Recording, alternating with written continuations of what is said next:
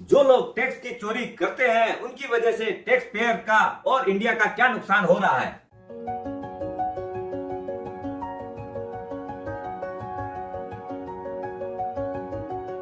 सुप्रभात दोस्तों, आप सभी का एसके हेल्थ एंड वेल्थ में स्वागत है।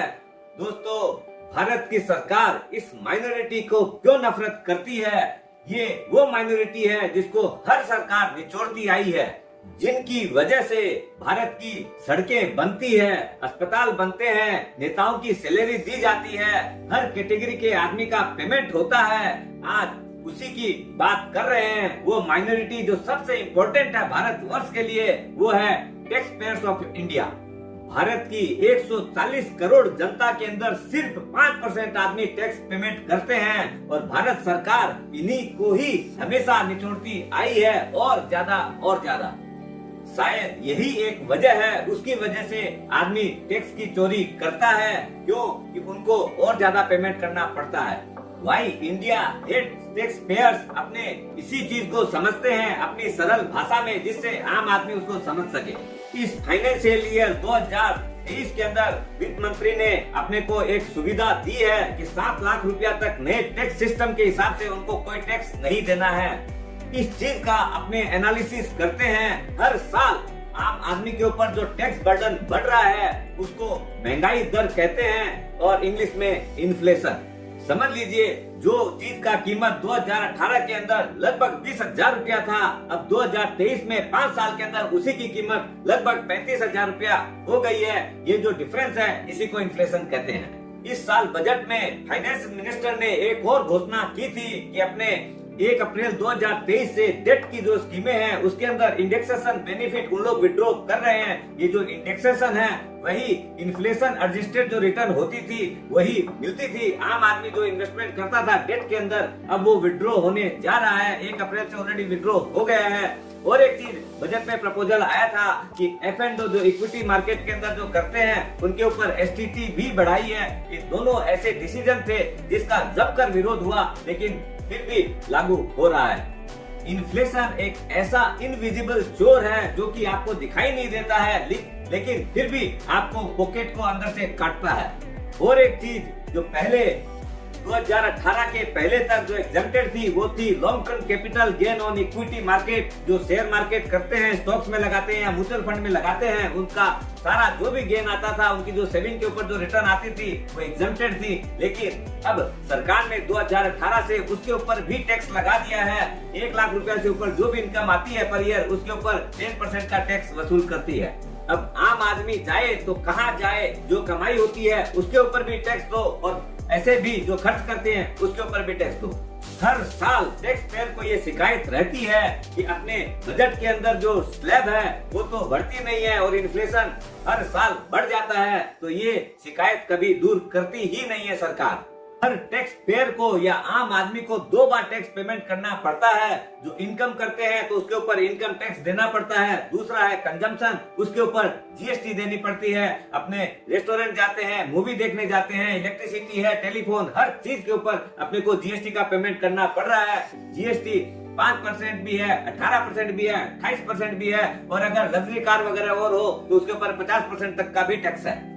टैक्स भी समझ लीजिए 2 तरह के हैं। एक प्रोग्रेसिव टैक्स जैसे इनकम टैक्स है, जैसे जैसे आदमी की इनकम बढ़ती है, स्लैब बढ़ती है, उसी हिसाब से एज लो एज नीचे में 5%, ऊपर में 20%, 30% तक का टैक्स लगता है। और जो इन प्रोग्रेसिव टैक्स है जैसे GST है, वो उसमें कोई भेदभाव नहीं है। जो आदमी 2 लाख रुपया साल का भी कमाता है उसको भी सेम टैक्स देना पड़ता है और जो आदमी 20 करोड़ रुपया साल का कमा रहा है उसको भी सेम टैक्स देना पड़ता है। समझ लीजिए, आज हम अपना गाड़ी है, बाइक जो चलाते हैं तो उसके ऊपर जो है अपने को जो भी खर्चा होता है उसके ऊपर 18% टैक्स लगता है। लेकिन जो आदमी समझ लीजिए डिलीवरी बॉय है या कोई भी है, उसको भी सेम 18% टैक्स देना पड़ता है। इसके अंदर कोई भेदभाव जो नहीं रहता है। हो सकता है उन लोग के लिए वो 1 महीने की सैलरी भी हो सकती है। इसमें बहुत बड़ा एक पिंच लगता है टैक्स पेयर को, आम आदमी को। आज आपको एक टैक्स का सीक्रेट बताता हूँ। जैसे समझ लीजिए एक नाइस ब्रदर है और एक बैड ब्रदर है।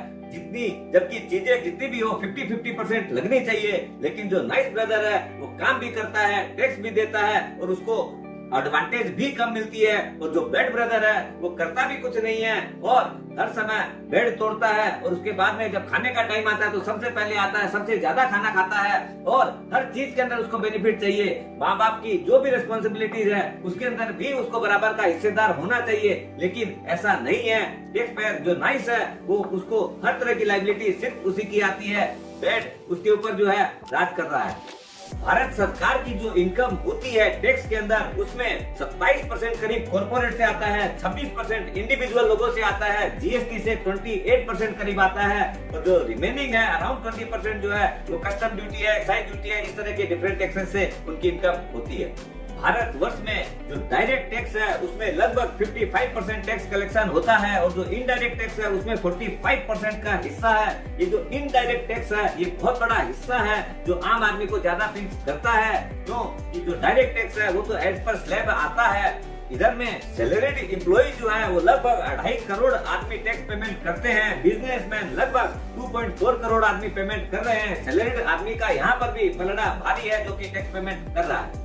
टैक्स पेयर एक अच्छा नागरिक फ्रस्ट्रेटेड क्यों है? क्यों कि वही एक आदमी है जो कि टैक्स भी पेमेंट कर रहा है और अपने नौकरशाही के अंदर उसको करप्शन का सामना करना पड़ता है। कोई भी काम कराने जाए तो उसको अंडर द टेबल पैसा देने की बात की जाती है। एक जो टैक्स पेयर है वो पुलिस वाले से भी डरता है, कोर्ट कचहरी से भी डरता है और टैक्स पेमेंट भी करता है।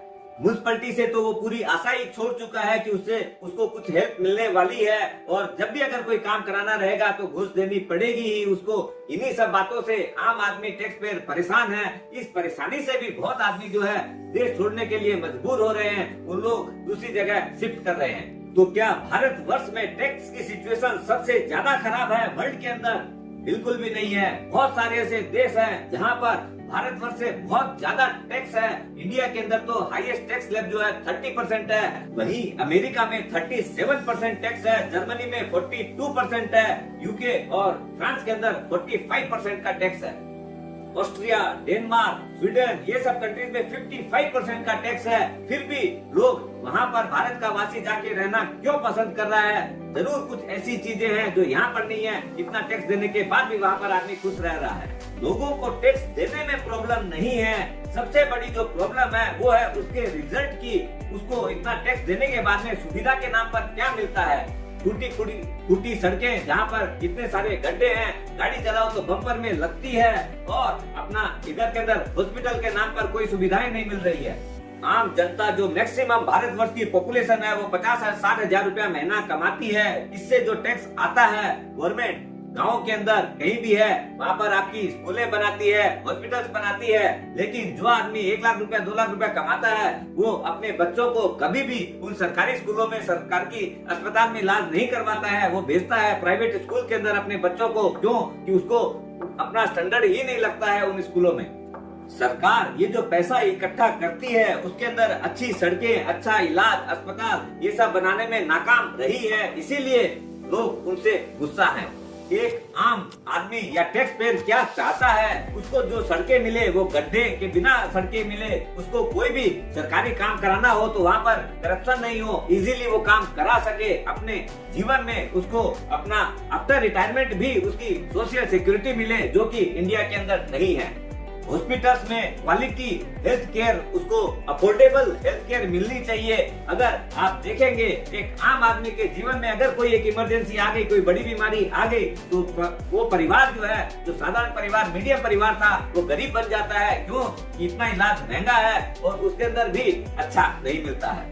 ये सब चीजें मिलकर टैक्स चोरी को अंजाम देते हैं। लोग इविजन करते हैं, टैक्स पेमेंट नहीं करते हैं। अब समझते हैं कि इंडिया के अंदर टैक्स लीक्स कहाँ है, कहाँ पर अपना टैक्स का जो पैसा है खत्म हो जाता है। अपने कुछ चीजें लीगल है, कुछ चीजें इलीगल है। सबसे बड़ी जो चीज है आप देखेंगे, अपना व्यापारी वर्ग जो है, बोलते हैं कस्टमर को कि आप कैश में पेमेंट कर दीजिए, तो क्या होता है उसके ऊपर इनकम टैक्स भी नहीं देना पड़ता है और जीएसटी भी नहीं देना पड़ता है। हो सकता है आपसे जीएसटी कलेक्ट कर लिया लेकिन गवर्नमेंट को जीएसटी जमा ही नहीं किया। आए दिन अपने पेपर में, टीवी में सुनते हैं इनकम टैक्स का और जीएसटी का इविजन पकड़ में आया है। वो भी फिगर छोटी मोटी नहीं, कहीं पे 200-500 करोड़, कभी 5-7 हजार करोड़। टोटल फिगर जो है ये लगभग 65-70 हजार करोड़ तक पहुंच जा रही है और गवर्नमेंट इसको रिकवर करने में नाकामयाब हो रही है। दूसरे कई कॉर्पोरेट हाउसेज जो हैं वो ऐसा भी करते हैं, जीएसटी आम आदमी से कलेक्ट कर रहे हैं लेकिन गवर्नमेंट को जमा नहीं कर रहे हैं और उसका ऐसे भी क्रेडिट ले लेते हैं और उसको दिखाते भी नहीं हैं और बहुत सारे फेक इनवॉइसेस भी मिल रहे हैं जहां पर उन लोग जबरदस्ती का क्रेडिट ले रहे हैं। दूसरा है अपने संविधान में ही उसको अपने टैक्स फ्री कर रखे हैं, वो है एग्रीकल्चर इनकम। भारत चूंकि कृषि प्रधान देश है, 75% जो इनकम है वो किसानों से आती है। हम ये नहीं बोल रहे हैं कि किसानों को टैक्स देना ही चाहिए, लेकिन ये भी एक बेईमानी की बात है कि जो किसान लोग 50 लाख, 1 करोड़, 1.5 करोड़, 2 करोड़ कमा रहे हैं, उन लोग की भी इनकम टैक्स फ्री है।